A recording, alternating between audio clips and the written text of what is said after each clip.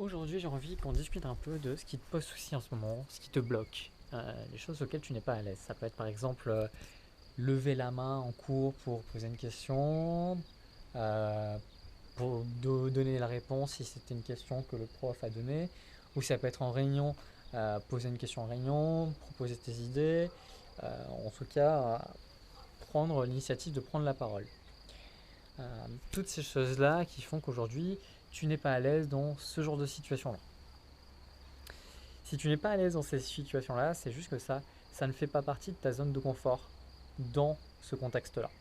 Pourquoi je dis contexte? Parce que ta zone de confort dans certains contextes peut être hyper grande et dans d'autres très petite.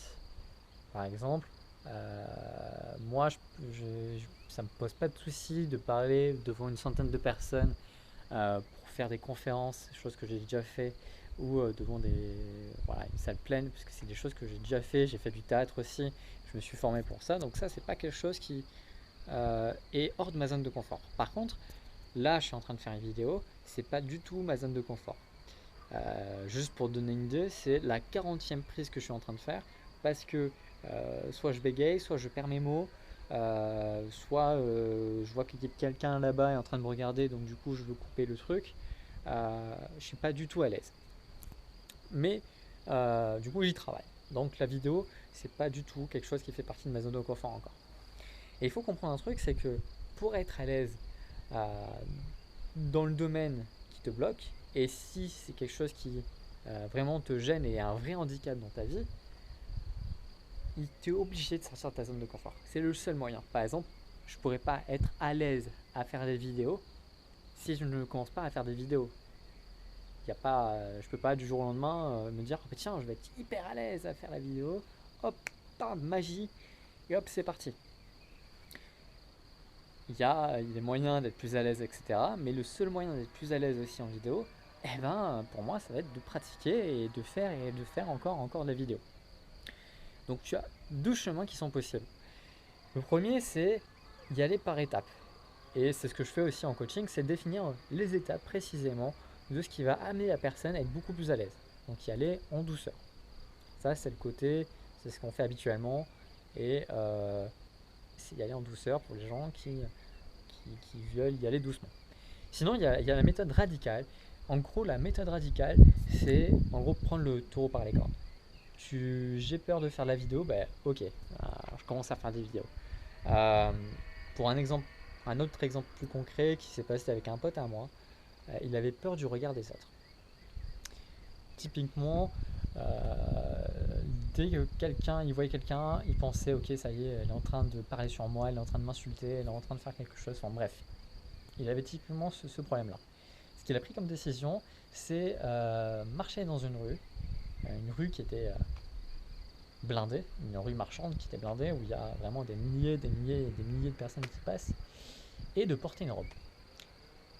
De porter une robe alors que c'est un mec. Il a marché en plein après-midi où il y avait le pic de personnes, et il a marché tout content, etc. Bref, une fois qu'il a fait ça, euh, le regard des autres, ils s'en foutaient complètement. Pourquoi? Parce qu'avec cette expérience-là, c'est sa décision à lui, c'était l'action qu'il a décidé de faire pour agrandir sa zone de confort de manière radicale, de façon à ce que maintenant, le regard des gens, ils s'en foutent. Et c'est sûr que le fait d'avoir fait ça, ça l'a beaucoup aidé. Et c'est quelque chose qui est radical. Donc, aujourd'hui, c'est ça que je voulais t'en faire part, c'est que tu as la possibilité de soit faire quelque chose de lent et aller à ton rythme, et ça prendra le temps que ça prendra, ou tu as la possibilité aussi de faire quelque chose de radical. C'est-à-dire que plutôt que d'attendre 3 ans ou 4 ans pour être à l'aise dans un domaine, ou peut-être 3 mois ou 2 mois, des fois, juste en prenant la décision de prendre le taureau par les cornes, tu peux commencer à sortir de ta zone de confort. Et ça, c'est sûr qu'il faut se faire mal. Il faut se faire mal et tu verras qu'une fois que tu prends goût en fait à cette sensation de ok, tu sors de ta zone de confort, tu te challenges, c'est un truc qui va t'aider tout le long de ta vie. Ça va t'aider, par exemple, si c'était juste pour lever la main et que c'était quelque chose qui te demandait beaucoup d'efforts pour toi, et bien peut-être que plus tard, c'est quelque chose qui se demandait de l'aide à un patron, qui peut être très très compliqué pour certaines personnes, et bien pour toi peut-être que ça sera très facile. Parce que même si ça te challenge, tu as pris goût à ça, tu as pris goût à te surpasser. Et, euh, et c'est ça que le message que je veux te faire passer aujourd'hui, c'est que des fois, il faut accepter le fait que tu vas être dans une zone qui n'est pas du tout confortable, mais c'est quelque chose qui va te faire grandir. En tout cas, voilà, c'est le message que je voulais te faire passer aujourd'hui. N'hésite pas à te challenger et du coup, on se retrouve demain pour une autre vidéo.